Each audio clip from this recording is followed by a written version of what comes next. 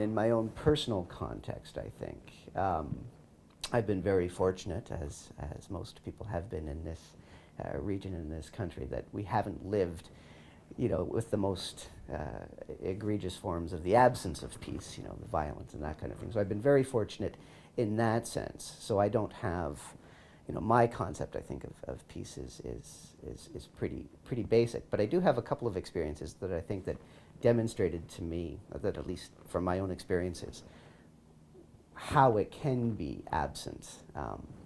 And that I did spend a year teaching at a university in Morocco.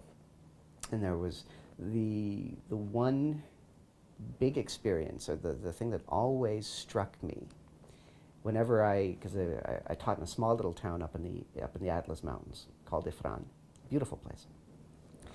But it wasn't a very big center. It was about, a third of the size of North Bay. Very beautiful, but not a lot there. So it wasn't uncommon, and there was a large number of international faculty there as well. But it was, you'd want to go someplace. You'd want to go to Fez or Meknes or any other place. But what always struck me was how, whenever you wanted to go someplace, and the principal means of transportation between these centers was by taxi, you actually had to ask permission to go. You couldn't just sort of pick up. If you had your own car, it was much easier to just pick up and go. But Morocco, things are changing now, obviously. It's a very dynamic place now, as much of that region of the world is.